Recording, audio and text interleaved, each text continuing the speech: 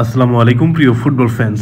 আজকে কথা বলবো ইন্ডিয়া এবং মালদ্বীপসের মধ্যে যে ম্যাচটি অনুষ্ঠিত হয়েছিল, ফ্রেন্ডলি ম্যাচ, সেই ম্যাচ নিয়ে ডিটেলস আলোচনা করব আজকের এই ভিডিওতে।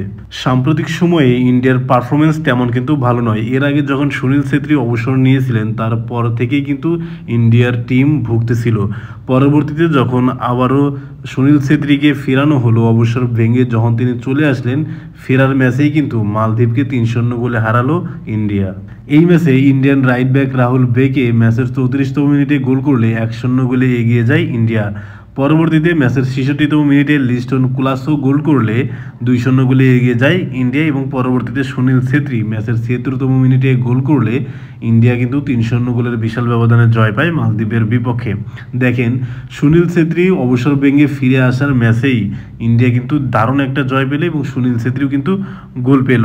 সুনীল ছেত্রীর এই গোলের মধ্য দিয়ে ইন্টারন্যাশনাল ক্যারিয়ারে তিনি কিন্তু 95টি গোল করে ফেললেন। তার মানে এখান থেকেই বোঝা যাচ্ছে সুনীল ছেত্রী কিন্তু এখনো ফুরিয়ে যাননি। ইন্ডিয়ার ফরমেশনের দিকে যদি তাকাই তাহলে দেখা যায় তারা কিন্তু 4-2-3-1 এই ফরমেশনে কিন্তু খেলেছে।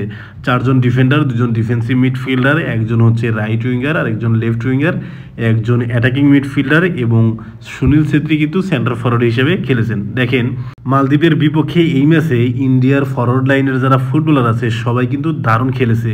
রাইট উইঙ্গার মহেশ সিং, তিনি কিন্তু একটি অ্যাসিস্ট করেছেন। ব্রান্ডন ফার্নান্দেজ, তিনি কিন্তু একটি অ্যাসিস্ট করেছেন। লিস্টন কুলাসো, তিনি কিন্তু একটি গোল এবং একটি অ্যাসিস্ট করেছেন। আর সুনীল ছেত্রী কিন্তু একটি গোল করেছেন 76তম মিনিটে গিয়ে।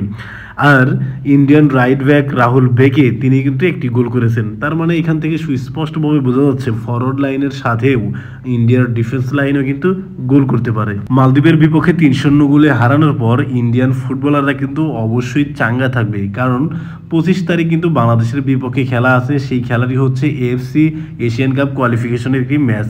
আর সেই ম্যাচ নিয়ে কিন্তু অবশ্যই ইন্ডিয়ার কিন্তু চিন্তাভাবনা রয়েছে।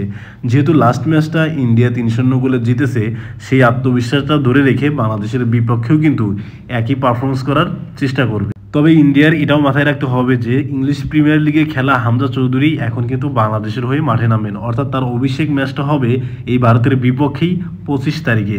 তাই ইন্ডিয়ার জন্য কিন্তু হামজা চৌধুরী ভয়ের কারণ হতেই পারে। এদিকে সুনীল ছেত্রী কিন্তু অবসর ভেঙে ফিরে এসে মালদ্বীপের বিপক্ষে কিন্তু একটি গোল করেছেন। তার মানে বাংলাদেশকেও তিনি কিন্তু একটা বাণী দিয়ে রাখলেন যে সুনীল ছেত্রী এখনও ফুরিয়ে যায়নি। সুনীল ছেত্রী যে কোনো সময় কিন্তু ম্যাচের গতিপথটা পাল্টে দিতে পারে। বাংলাদেশ ও ইন্ডিয়ার মধ্যকার ম্যাচের সবচেয়ে আকর্ষণীয় যে বিষয়টি, সেটা হচ্ছে সুনীল ছেত্রী এবং হামজা চৌধুরীকে নিয়ে। কারণ সুনীল ছেত্রী কিন্তু অবসর ভেঙে বাংলাদেশের বিপক্ষে খেলবেন এবং হামজা চৌধুরী কিন্তু ইংলিশ প্রিমিয়ার লিগে খেলেছেন এবং বাংলাদেশের হয়ে কিন্তু তার অভিষেক ম্যাচ হবে এই ইন্ডিয়ার বিপক্ষে। বাংলাদেশ ও ইন্ডিয়ার মধ্যকার ম্যাচে কে জয়লাভ করতে পারে বলে আপনি মনে করেন, সেটা অবশ্যই কিন্তু কমেন্ট বক্সে জানাতে পারেন। ধন্যবাদ।